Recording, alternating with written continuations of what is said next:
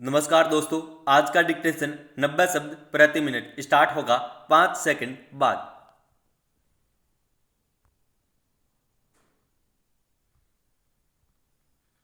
Start. कृषि कानूनों को वापस लेने की मांग को लेकर जारी किसान ने आंदोलन अब गंभीर चिंता का विषय बन चुका है। 100 दिन से ज़्यादा हो चुके हैं और दिल्ली की सीमाओं पर बड़ी संख्या में किसान धरने पर बैठे हैं।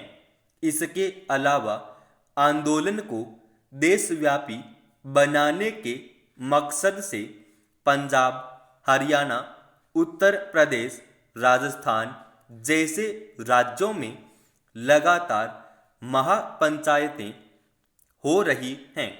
किसानों के इस रोष का संकेत साफ है कि किसान अब खामोश नहीं बैठने वाले। वे देश भर में ऐसी महापंचायतें करेंगे, लेकिन इन सारे घटनाक्रमों में सबसे ज़्यादा हतप्रभ करने वाली बात यह है कि सरकार ने अब किसानों को उनके हाल पर छोड़ दिया है। अब वार्ता के संकेत तो दूर, सरकार संसद में भी इस मुद्दे पर चर्चा से बचती दिख रही है। बुधवार को राज्यसभा में कांग्रेस सहित दूसरे विपक्षी सदस्यों ने नियम 267 के तहत कृषि कानूनों के मसले पर चर्चा के लिए नोटिस दिया, लेकिन उन्हें चर्चा की अनुमति नहीं दी गई। लोकसभा में भी विपक्षी सदस्यों की बात नहीं सुनी गई। इस पर विपक्षी सदस्यों का नाराज होना स्वाभाविक था। सदनों में हंगामा होने लगा और फिर कार्यवाही स्थगित कर दी गई। इस वक्त किसान आंदोलन एक संवेदनशील मुद्दा है और अगर इस पर विपक्ष चर्चा की मांग कर रहा है तो क्या गलत है? 2 दिन पहले महंगाई के मुद्दे पर भी चर्चा की विपक्ष की मांग को नज़रअंदाज कर दिया गया था। इससे लगता है कि सरकार की नज़र में महंगाई और किसान आंदोलन कोई गंभीर मुद्दे नहीं रह गए हैं। 3.5 महीने से चल रहे किसान आंदोलन में अब तक करीब 250 किसानों की मौत हो चुकी है।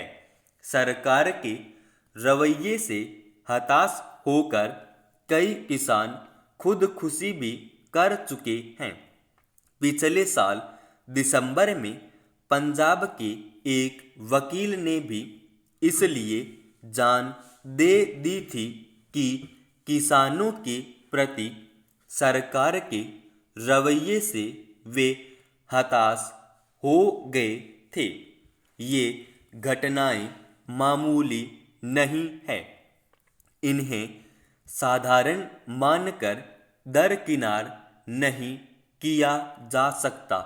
इसलिए जरूरी है कि नए कृषि कानूनों के मुद्दे पर सरकार सिर्फ अपना पक्ष रखने के बजाय खुले रूप से इन चर्चा कराए और विपक्षी सदस्यों की शंकाओं का समाधान करे, उनके सवालों का जवाब दे।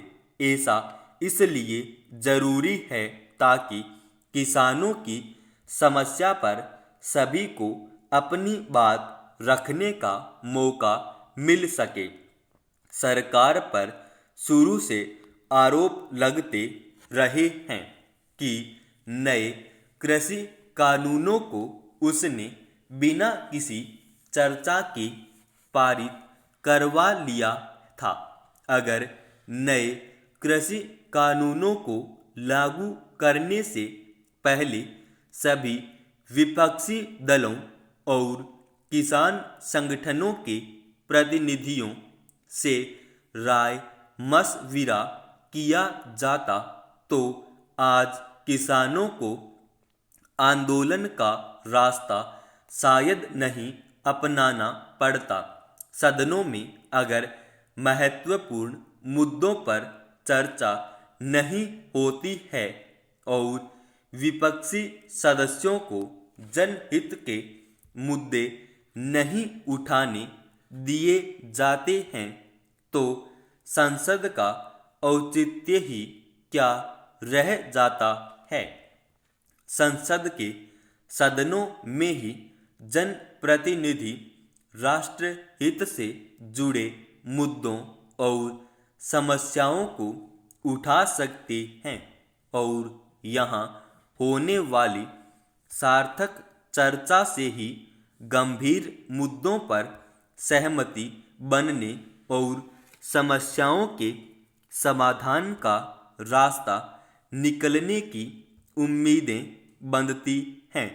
लेकिन ऐसा होता कहीं नजर नहीं आता।